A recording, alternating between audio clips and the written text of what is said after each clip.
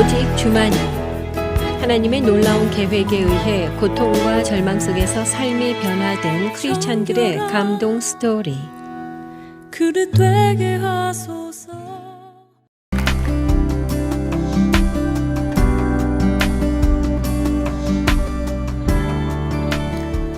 안녕하세요. 춘천 한마음교회 장대희 형제입니다. 저는 신앙생활을 시작한다는 게 그만 지나치게 심한 율법적 신앙에 빠지게 된 거예요. 그래서 교사라는 제 귀한 직업조차도 아주 우습게 여기며 학교에서 막 살게 돼버렸어요. 왜냐하면 교회 일만 중요하다고 생각했었으니까요. 그런 제가 부활하신 예수님을 만나 교회에서뿐만 아니라 학교에서도 최선을 다하는 선생님으로 변화된 간증을 나누고자 합니다. 사실 저는 모태신앙도 그렇다고 교회 생활을 오랫동안 한 사람도 아니에요. 오히려 저희 집은 유교 불교 문화가 가득했었고 때로는 무당을 불러 구술하기도 했었습니다. 그러다가 대학교 1학년 때 우연찮게 교회를 다니게 됐어요. 옷을 입을 때도 첫 단추를 잘 껴야 하듯이 신앙생활도 시작을 잘했어야 하는데 전 그러지 못했어요. 흔히 말하는 율법주의에 빠지게 된 거예요. 율법주의 하나님은 정말 무서운 하나님이셨어요. 아주 무섭게 이렇게 말씀하신 하나님 있지 않습니까? 내가 너의 죄를 위해 살 찢기고 피 흘려 죽었건만 넌 날 위해 무엇을 하였느냐? 내가 너에게 생명까지 주었건만 넌 날 위해 무엇을 할 것이냐? 아니, 하나님은 사랑이시라는데 저에게 있어 하나님은 사랑이 아닌 공포구 자체였죠. 그래서 교회를 다닌다는 건 속세를 등지고 머리를 깎고 절에 들어가는 것과 비슷하다고 생각을 한 거예요. 신앙생활은 하나님과 저와의 관계를 뜻하는 거니까 자발적이고도 기쁘게 감사함으로 해야 되잖아요. 그런데 이렇듯 요구 조건식으로 숨막히게 하다 보니까 제 속은 썩을 대로 썩을 지경이었죠. 게다가 더 힘들었던 건 아무리 봐도 말씀대로 살 자신도 없었고요. 그런 제 실체에 대한 자괴감이 밀려오는 통에 정말 비참했어요. 그때 제 눈빛은 위대한 영장류의 눈빛이 아닌 거의 썩은 동태눈이었죠. 주님과 교회 말고는 그 어떤 것이라도 다 가치 없다는 생각으로 살게 되었어요. 예를 들면 TV 시청이나 영화 관람 같은 건 저에게 완전 마귀적인 거였죠.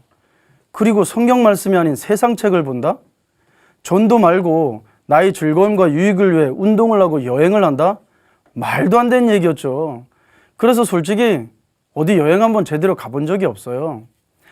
여행 얘기가 나와서 말인데요. 군 생활 때 일입니다. 군 장교로 복무하고 있던 그때가 율법적 신앙의 최고의 절정을 달릴 때였어요. 주일을 어기면 지옥을 간다는 생각을 했었기 때문에 주일날에 돈을 쓴다는 것도 절대 있을 수 없는 일이었죠. 그런데 하필이면 외박이나 휴가가 꼭 주일을 낄 때가 있었어요. 휴가는 가고 싶지. 그러려면 버스를 타고 차비를 내야지. 휴게소는 두 군데나 들리는데 돈을 내고 음료수를 사 먹자니 지옥은 갈 것 같고, 와, 정말 이러지도 못하고 저러지도 못하고 고민하다가 결국은 황금 같은 휴가를 포기하고 관사에 들어가서 말씀 보고 찬양하는 걸로 마무리해버리는 슬픈 휴가를 보내곤 했었답니다. 그런데 저를 더 곤욕스럽게 만들었던 건 직장 회식이었어요. 성경 말씀에 보면 술은 먹지 말라는 정도가 아니라 보지도 말라고 했잖아요. 그런데 이건 뭐 완전 세상 이야기로 가득 차 있는 회식 자리에서 술잔은 끊임없이 돌아가지 도무지 대책이 안 서더라고요. 지금도 기억이 생생한데요. 회식 내내 술잔 돌릴 일도 없고 술잔 돌리기도 싫어서 회식할 때마다 처음 앉았던 자리 그대로 앉아서 아무 말도 없이 고기만 꾸역꾸역 구워 먹었어요. 한 3시간 동안 혼자 고기를 구워 먹다가 고개를 들어보면 제 주변엔 아무도 없더라고요. 그것도 한두 번이지 몇 년을 반복했다면 말 다 한 거죠. 게다가 또 고기는 오죽이나 많이 먹었겠습니까? 그러다 보니까 제 몸무게가 평소보다 무려 14kg 이상 오버가 된 거예요. 제 키의 그 몸무게란 이렇게 보시면 됩니다. 어깨와 목이 붙어있는 상태, 뭐 이런 거죠. 게다가 제 신앙의 더 큰 문제는 하나님께서 귀하게 허락하신 교직에 대한 관점 자체도 완전히 뒤틀어버렸다는 거예요. 세상 학문은 초등학문이라는 등식이 제 머릿속에 너무 세게 박혀버린 거예요. 게다가 사도 바울은 세상을 배설물이라고 하질 않나. 그런 상황에 아이들에게 복음 증거는 못할 망정 배설물에 지나지 않는 세상 학문을 가르치고 주입시킨다? 이건 뭐 하나님을 향한 철저한 배신이라는 생각에 얼마나 양심의 가치에 시달렸는지 몰라요. 이 아이들에게 세상 학문을 가르치면 뭐하나라는 염세주의에 빠져서 완전 대충대충 가르쳤죠. 영화 선생 김봉도에 나오는 교사 뺨치는 수준이었어요. 그러니 수업 기법도 당연히 발전할 리가 없고요. 되돌아보면 그건 교육이 아니라 거의 사육 수준이었던 것 같아요. 물론 장점 하나는 있었어요. 공부를 워낙 강조하지 않다 보니까 은근히 많은 아이들이 저를 무지 좋아하더라고요. 하나님의 일이라는 성경 읽기, 기도하기, 전도하기 등 교회 일만 중요하지 순간이고 썩어질 세상 일에 집중하는 건 가장 바보 같은 짓이라는 생각이 지배적이었어요. 그 결과 끝내 교직 생활은 저에게 아르바이트 수준으로 전락돼 버리고 말았답니다. 그러니 학교에 남아있기보다는 교회만 있고 싶었고 세상 사람들 만나는 것보다는 교회 지체들 만나고 싶은 마음뿐이었죠. 그래서 어느샌가 퇴근 시간인 5시만 땡 하면 퇴근해버리는 땡돌이가 돼버린 거예요. 게다가 저희 영적 상태만이 가장 중요했기에 그것을 방해하는 모든 것은 적으로 간주하기 시작했죠. 예를 들어 학교가 조금이라도 바빠진다 싶으면 가차없이 다른 학교로 이동해버리는 전보 신청을 내버리곤 했어요. 그래서 또 하나의 별명이 붙어버렸답니다. 툭하면 튀고 툭하면 튄다고 해서 메뚜기란 별명이 붙어버린 거예요. 완전 교직 부적응자였고 무능력자였던 셈이죠. 그렇게 살던 어느 날 그런 저희 신앙에 큰 획을 긋는 충격적인 사건 하나를 만나게 됐어요.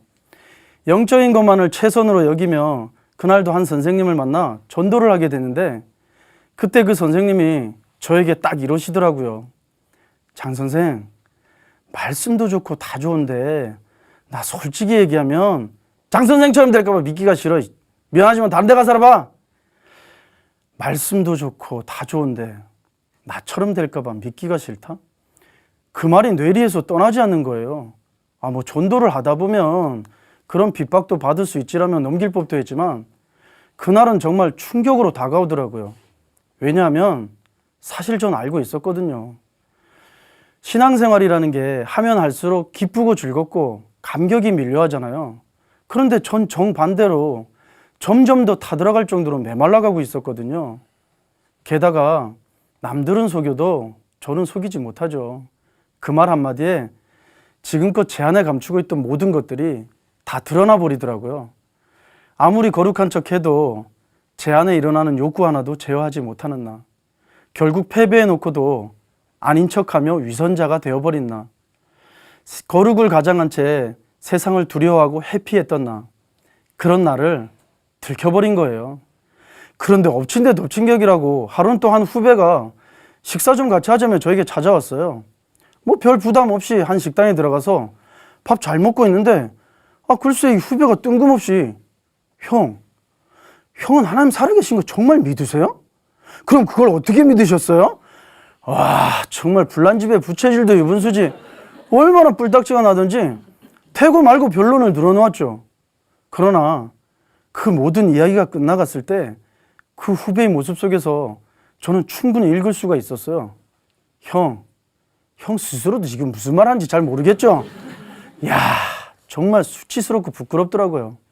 그러나 수치스러우면 둘째치고 그러게 난 도대체 뭘 통해서 믿고 정말 뭘 믿고 있는 거지? 고민 또 고민했지만 답은 찾을 길 없고 너무나 답답했어요. 그 답답한 마음에 결국은 용기를 내서 그 후배가 다닌다는 한마음교회를 찾아가게 됐습니다. 계속되는 말씀 교제와 이어진 예배 말씀을 통해서 드디어 저에게도 빛이 비춰지기 시작했어요. 알고 보니까 제 신앙은 시작점 자체가 어긋나 있었더라고요. 그때 제 눈을 확 열어주었던 말씀 하나가 있었어요. 하나님은 영이시니, 즉 보이지 않는 분이시라는 거예요. 그런데 칠흑같이 어두운 이 세상에서 보이지 않는 하나님을 믿는다? 그건 원래부터 말이 안 되는 얘기였어요. 그러다 보니 제 믿음은 그냥 내가 믿고 싶고 믿으려고 애쓴 나머지 내가 만들어낸 즉 증거 자체가 없는 맹신에 불과한 것이었더라고요. 진정한 믿음은 내가 노력하고 애써서 가질 수 있는 게 아니었어요. 하나님이 주신 물증, 표적을 잡느냐 못 잡느냐가 관건이었어요. 그런데 너무나 놀랍게도 이미 오래전 구약에 예언되어진 대로 성경대로 예수님께서 우리 죄를 위해서 십자가에 못 박혀 죽으셨다가 3일 만에 부활하셨더라고요. 사도행전에 나오는, 즉 모든 사람들이 믿을 만한 증거, 바로 요나의 표적인 예수님의 부활을 이미 역사 속에 보여주셨던 거예요. 역사적 사실인 이 부활을 통해서 부활하신 예수님께서 살아계신 하나님이시며 내 삶, 내 인생, 내 생명의 주인이신 것을 믿을 수 있도록 길을 열어놓으셨던 거죠. 드디어 보이지 않는 하나님을 무작정 찾아 헤맬 필요가 없게 된 거예요. 하나님이 정말 살아계실까라는 불확실함 속에서도 살 필요가 없게 된 거죠. 부활이라는 너무나 확실한 증거를 통해 견고한 믿음 위에 세워지게 된 겁니다. 바로 부활하신 예수님을 통해서 말이에요. 그런데 저를 정말 충격에 빠뜨렸던 건 죄에 대한 부분이었어요.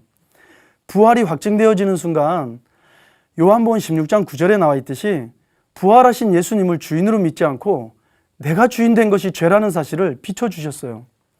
그런데 성령님께서는 그 죄를 아버지 하나님 마음에 들어가게 함으로써 더더욱 선명히 깨닫게 해주시는 거예요. 하나님께서 당신의 독생자 예수님을 이 땅 가운데 보내셔서 우리의 죄 때문에 십자가에 못 박혀 죽게 하셨어요.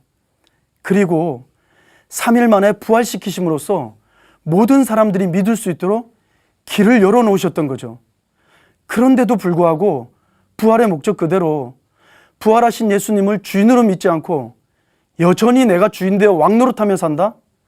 그건 예수님의 십자가와 부활을 완전 무용지물로 만드는 죄더라고요. 무엇보다 그 모든 것을 다 이루신 아버지 하나님을 철저히 무시하고 짓밟는 너무나 악랄한 죄였습니다. 지금껏 율법주의에 빠져서 행위적인 열매제만 집착하던 저희 수준을 뛰어넘는 너무나 무서운 죄였어요. 정말 정신이 하나도 없더라고요. 제가 신앙생활을 한다고 했지만 왜 그렇게 힘들었는지 그제서야 알게 된 거예요. 말이 신앙생활이었지 그건 여전히 제가 주인 되어서 한 세상살이에 불과한 것이었던 겁니다. 마태복음 7장에 입술로만 주여 주여 하는 자, 그 결과 내가 너를 도무지 모른다는 책망을 받을 자가 다른 그 누구도 아닌 바로 저라는 사실을 비침받게 됐어요.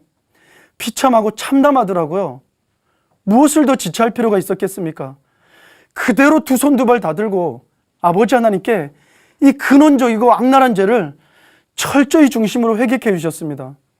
그리고 부활하셔서 저희 참 주인 되어주신 예수님을 그제서야 정확히 제 마음의 주인으로 모셔드리게 되었습니다.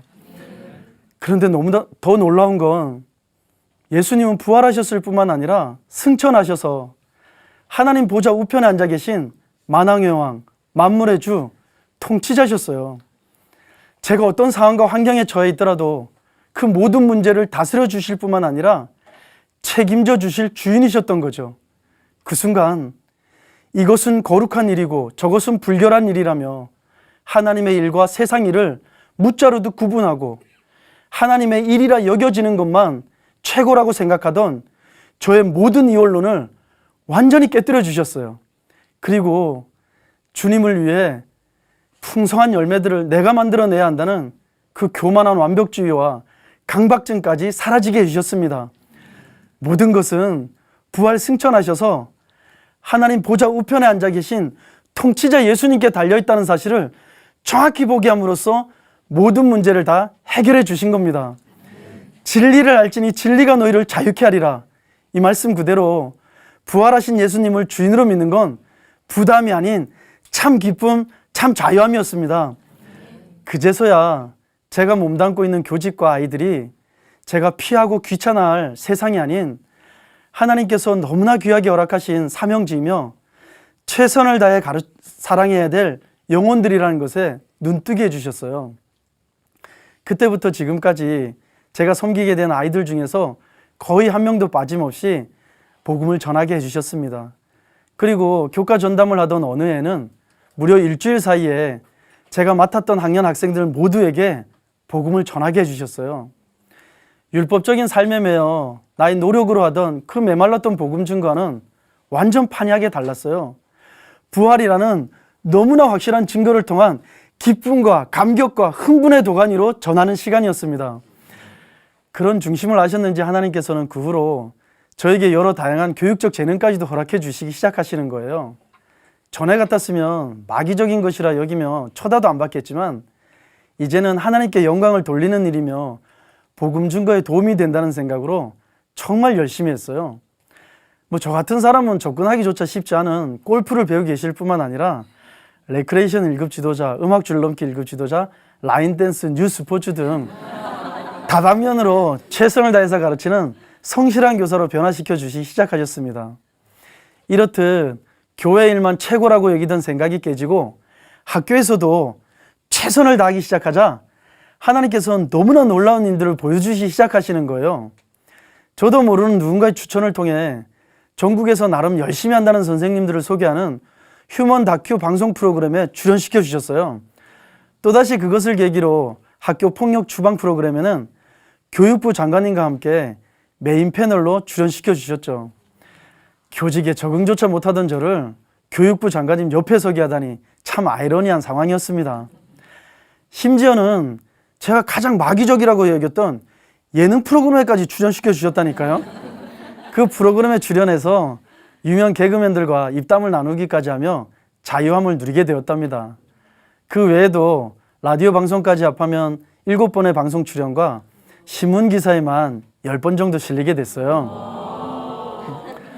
그러나 그 모든 것들보다 더 귀한 것 한 가지를 들라면 어느 아주 작은 한 학교에서 있었던 일입니다. 아이들에게 복음 준 것뿐만 아니라 최선을 다해 가르쳤던 3년을 마무리할 때였어요. 어느 날 교실에서 이런 소리가 들리는 거예요. 아빠 부르셨어요? 아 맞다, 아빠 아니지, 선생님이죠. 아 나 왜 이러지? 알고 보니까 아이들이 제가 너무 편해져서 아빠였으면 좋겠다고 생각을 했다는 거예요. 투박하고 메말랐던 삶이었고 아이들을 참으로 귀찮아했던 그런 저를 하나님께서는 어느샌가 아빠 같은 선생님으로 변화시켜 주신 겁니다.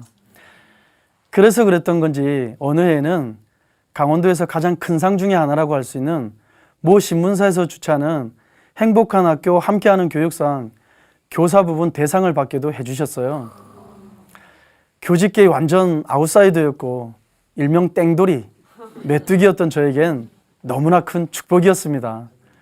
그때 그 어떤 말씀보다 선명히 임한 말씀 하나가 있었어요. 너희는 먼저 그의 나라와 그 일을 구하여라.